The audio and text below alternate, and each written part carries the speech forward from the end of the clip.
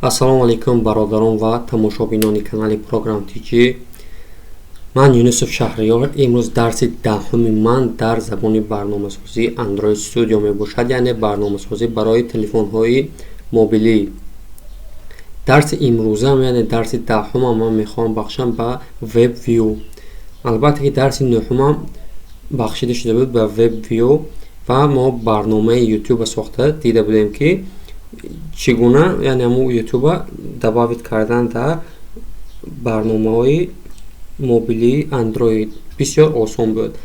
Аки ин дарси имрӯзи манам бо отдельно як сайт добавид намекунам, аллакай шумо медонед.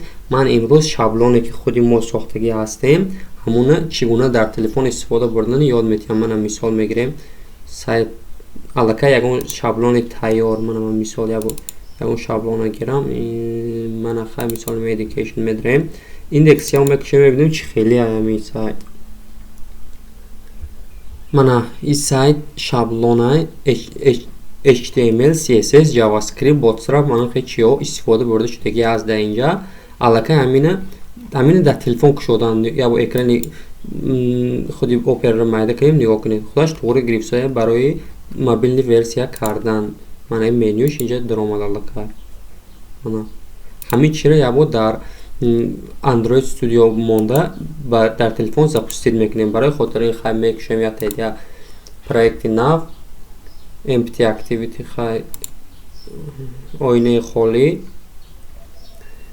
Инҷанда мисол ман менависам ки my web шунам my web view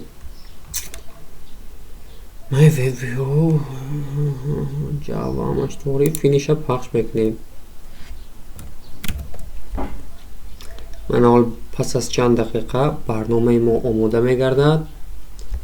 хуб ҳама медонад ки Android Studio камтар бақоват ки мебошад, аз ҳамин сабаб камтар загрузкаш бисёр аст.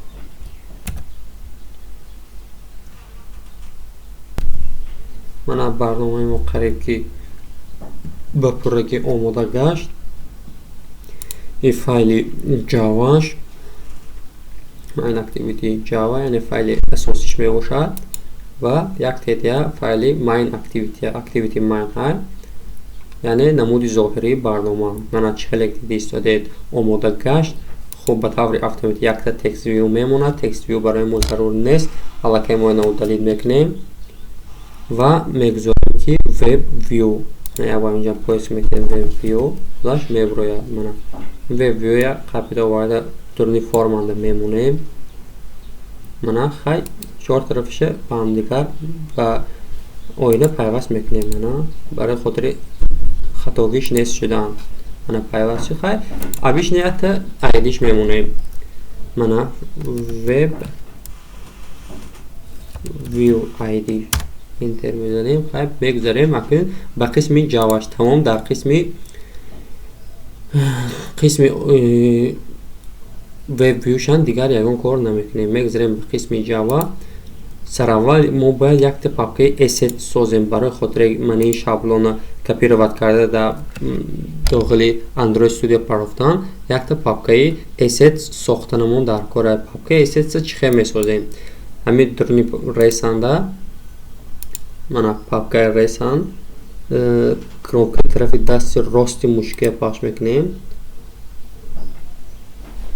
аз менюи контексти new folder ва assets folder.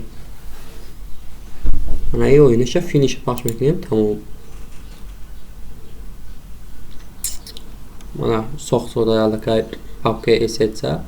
мана папкаи assets аллакай дар инҷо пайдо шуд. ва ҳамин файлҳое ки дар инҷо ҳастанд JavaScript, CSS, сурат ҳамаша копировать кард дар дохили папкаи assets мепартонам. ман ин файлдора ҳамаша копировать кард дар дохили папкаи мани assets партофтанамон дар кора. ман ҳамаша копировать мекунам.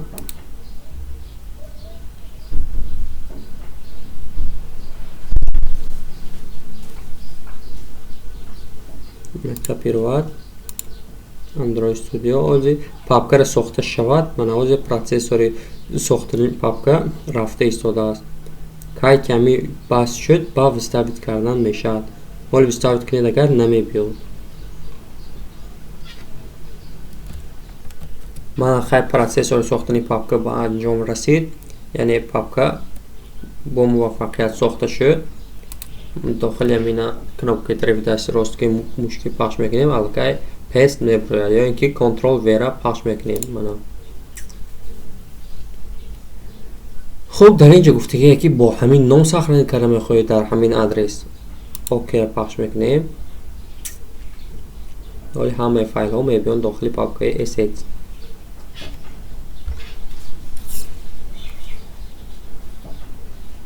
мана чӣ хеле дисодед ҳамаи файлҳо дохили папкаи assets омадан. мана index, courses, contact, blog, about ҳамаш ҳаст. анакун дар қисми Java-ш менависем.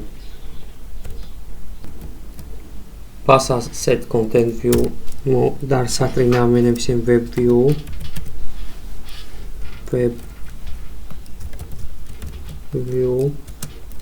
бо яктеда ҳарфои хурқати web view баробар new web view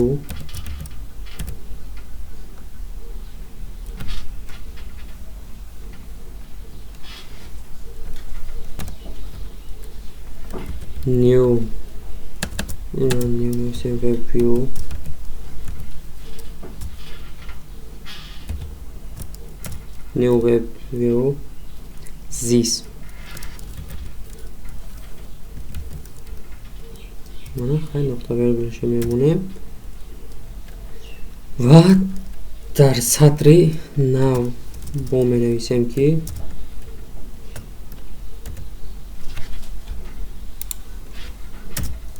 сатри навам бозам web view бо ҳарфои хурдинда web views точка set view client нуқта set web view client. мана худаш подсказкашам мегӯяд дар дохили қавс new web view client. мана нуқта виргул аз сатри нав бозам web view get settings ин дафъа get settings нуқта set javascript барои хотири javascript-оша қабул кардан true мемонем, яъне ки кор кун гуфта. мана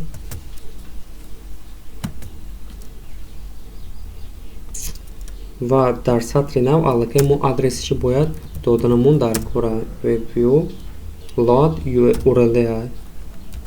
мана load url аллакай мо дар сатри дар дарси гузашта www гуфта адреси сайта эълон карда будем. ҳоло бошад файле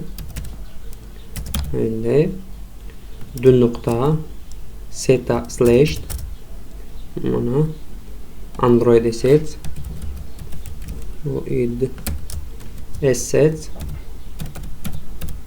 android assets index.html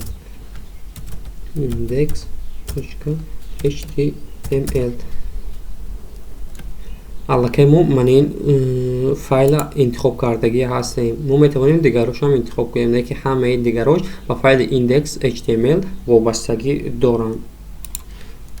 set content view тамом сони set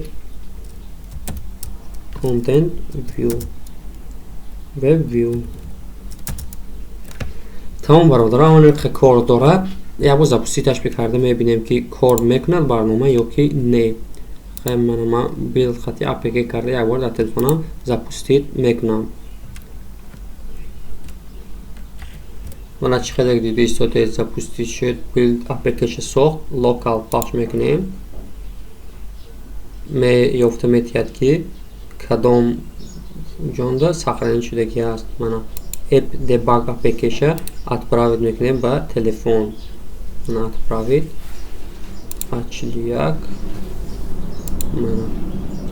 мана аз телефона мебинем шуд ё ки не. мани телефон mana APK debug اومد. установкаш мекунем.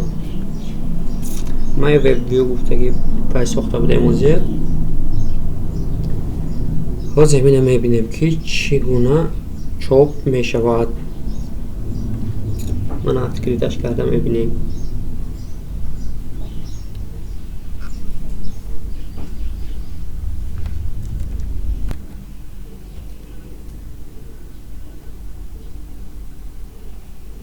من خیلی دیستی ایستاده سایت ما شده شد در خودی تلفن. من همه چیش ها یگان تغییرات ندارد. من مقاله ها دیدن مقاله من همه چیش در همینجا وجود دارد.